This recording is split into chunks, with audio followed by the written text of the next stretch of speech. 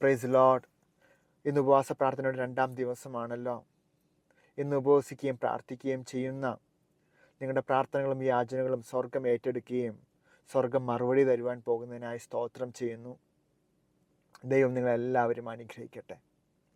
ഒരിക്കലും എൻ്റെ ഒരു സുഹൃത്ത് ഇപ്രകാരം ചോദിച്ചു, ദൈവമുണ്ടെങ്കിൽ എന്തുകൊണ്ടാണ് ഭൂമിയിൽ അസ്വസ്ഥതയും സമാധാനമില്ലായ്മയും എല്ലാം ഉണ്ടാവുന്നത് എന്തുകൊണ്ടാണ് എന്ന് ചോദിക്കുവാനിടയായി തീർന്നു. അനവധി കുഞ്ഞുങ്ങൾ പീഡിപ്പിക്കപ്പെടുകയും ദാരുണമായി അവർ കൊല്ലപ്പെടുകയും എല്ലാം ചെയ്യുന്നതിന് കാരണം എന്താ? ദൈവം ഇതൊക്കെ എന്തിനാണ് അനുവദിക്കുന്നത്? ദൈവത്തിന് ഇവരോട് കരുണയില്ലയോ എന്ന് ചോദിക്കുവാനിടയായി തീർന്നു. ഞാൻ ഇതിനെക്കുറിച്ച് ചിന്തിക്കുകയും പഠിക്കുകയും ചെയ്തപ്പോൾ എനിക്ക് മനസ്സിലായത്, സ്വർഗത്തിലായ ദൈവം ഭൂമിയിൽ ഏദൻ തോട്ടം ഉണ്ടാക്കി സമാധാനപരമായ, സന്തോഷപരമായ, ആഹ്ലാദപരമായ ഏദൻ തോട്ടം ഉണ്ടാക്കി മനുഷ്യനെ ഏൽപ്പിച്ചിട്ട് പറഞ്ഞു, നീ ഇതിനെ അടക്കി വാഴണം, നീ ഇത് ഭൂമിയിൽ മറ്റു ഭാഗങ്ങളിലേക്ക് ഇതിനെ വർദ്ധിപ്പിക്കണം, യു മൾട്ടിപ്ലൈ, നീ സ്പ്രെഡ് ഔട്ട് ചെയ്യണം. എന്നാൽ മനുഷ്യനാകട്ടെ അവൻ തനിക്ക് കിട്ടിയ ആ അവകാശത്തെ ദുഷ്ടൻ്റെ കയ്യിൽ അടിയറവ് വെക്കുവാനിടയായി തീർന്നു.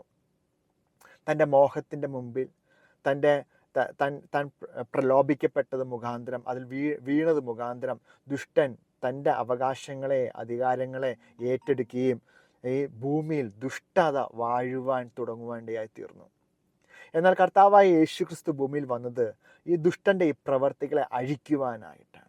ഇന്ന് ഉപവസിക്കുകയും പ്രാർത്ഥിക്കുകയും ചെയ്യുന്ന ദൈവമക്കളെ നിങ്ങളോട് പറയട്ടെ, കർത്താവിൻ്റെ സ്വർഗത്തിലെ പോലെ തന്നെ നിങ്ങളുടെ ഇടയിൽ സ്വർഗരാജ്യം വാഴുവാൻ വേണ്ടിയിട്ടാണ് നിങ്ങൾ അനുവദിച്ചുകൊണ്ടിരിക്കുന്നത്.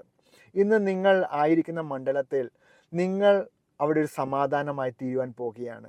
കാരണം ദുഷ്ടൻ്റെ പ്രവർത്തികളെ അറക്കുവാനും മുടിക്കുവാനും കടന്നു വന്നിട്ടുള്ള ദുഷ്ടൻ്റെ പ്രവർത്തികളെ, അസമാധാനം ഉണ്ടാക്കുന്ന ദുഷ്ടൻ്റെ പ്രവർത്തികളെ അഴിക്കുവാനായി നിങ്ങളുടെ കരയിൽ ദൈവം അധികാരത്തെ ഏൽപ്പിച്ചിരിക്കുകയാണ്. നിങ്ങൾ ഉപവാസത്തോടും പ്രാർത്ഥനയോടും കൂടി ആയിരിക്കുമ്പോൾ നിങ്ങളുടെ ചുറ്റുപാടുകളിൽ സമാധാനം വ്യാപിക്കട്ടെ. ദുഷ്ടൻ പീഡിപ്പിച്ചുകൊണ്ടിരിക്കുന്ന സകല പ്രവർത്തികളെയും നിങ്ങൾ അഴിക്കുവാൻ ഇടയായി തീരട്ടെ. യേശുവിൻ്റെ നാമത്തിൽ നിങ്ങൾ അഴിക്കുവാൻ ഇടയായി തീരട്ടെ.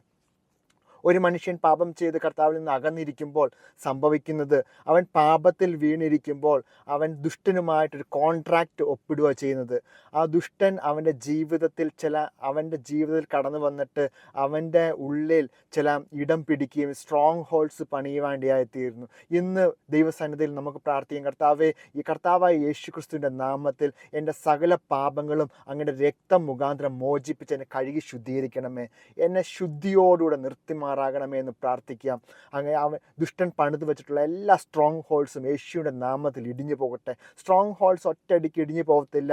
നമ്മൾ ഓരോ ദിവസം കൺസിസ്റ്റൻ്റ് ആയിട്ട് നാം ഓരോ ദിവസം ദൈവത്തിന് അടുത്തിരിക്കും തോറും അത് അഴിഞ്ഞ് പോകുവാനിടയായിത്തീരും. അങ്ങനെ പൂർണ്ണ സ്വാതന്ത്ര്യമുള്ള മനുഷ്യർ കർത്താവിൻ്റെ നാമത്തിൽ പ്രാർത്ഥിക്കുമ്പോൾ ദൈവം അത് കേൾക്കുവാനിടയായിത്തീരും, ദൈവം പ്രവർത്തിക്കുവാനിടയായിത്തീരും. ഇന്ന് ഭൂമിയുടെ മേലുള്ള അധികാരത്തെ പിടിച്ചെടുത്ത്, നിങ്ങളുടെ ഭവനത്തിൻ്റെ മേലുള്ള അധികാരത്തെ ദുഷ്ടൻ കൈക്കലാക്കി വെച്ചിരിക്കുന്ന അധികാരത്തെ പിടിച്ചെടുത്തു. നിങ്ങളുടെ ഓഫീസ് മണ്ഡലത്തിൽ ദുഷ്ടൻ കൈക്കലാക്കി വെച്ച അധികാരത്തെ പിടിച്ചെടുത്ത് അത് നിങ്ങളുടെ കയ്യിലേക്ക് ദൈവം തരുന്ന ദിവസങ്ങളാണ്. ഈ ഉപവാസ പ്രാർത്ഥന അതിനു വേണ്ടി പ്രയോജനപ്പെടുമാറാകട്ടെ. പലപ്പോഴും ഓർക്കുന്നുണ്ടോ, നിങ്ങളുടെ ഓഫീസിലെ നിങ്ങളുടെ ബോസ് അല്ലെങ്കിൽ നിങ്ങളുടെ സീനിയർ എത്ര ദുഷ്ടനായിരുന്നാലും ഒരു ദൈവത്തിൻ്റെ പൈതൽ വളരെ സമാധാനത്തോടും സന്തോഷത്തോടും അവിടെ ഓഫീസിൽ ജോലി ചെയ്യാൻ കഴിയും. കാരണം എന്നറിയാവോ, തന്നിലൂടെ പ്രവർത്തിക്കുന്ന ദുഷ്ടൻ്റെ പ്രവർത്തികൾ നിങ്ങളുടെ മേൽ ഫലിക്കുകയില്ല. നിങ്ങൾ സമാധാനത്തോടുകൂടെ കർത്താവിൻ്റെ പ്രവർത്തികൾ ചെയ്യേണ്ടിയായിരുന്നു. അപ്രകാരം വിജയകരമായ ക്രിസ്ത്യ ജീവിതം നയിക്കുവാനായിട്ടാണ് നമ്മളെ വിളിച്ച് വേർതിരിച്ചിരിക്കുന്നത്. അതിന് അപ്രകാരമായി തീരുവാൻ ദൈവം ഇടയാക്കുമാറാകട്ടെ. നിങ്ങളിലൂടെ സ്വർഗരാജ്യം നിങ്ങളുടെ ഭവനത്തിൽ വാഴുമാറാകട്ടെ. സ്വർഗരാജ്യം വാഴുവാൻ, ഭൂമിയിൽ സ്വർഗരാജ്യം സ്ഥാപിക്കുവാൻ, കർത്താവിൻ്റെ കൂടെ പാർട്ടേക്കേഴ്സായി തീരുവാൻ ദൈവം നമ്മളെ ഇടയാക്കുമാറാകട്ടെ. ദൈവം അനുഗ്രഹിക്കുമാറാകട്ടെ. ഞാൻ ഒന്നും കൂടെ പറയട്ടെ, 2025 is the year of the acts of the holy ghost. അതിനായിട്ടും പ്രാർത്ഥിക്കാം.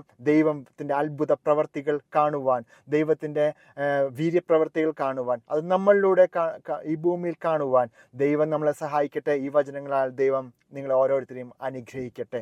ആമേൻ, ആമേൻ, ആമേൻ.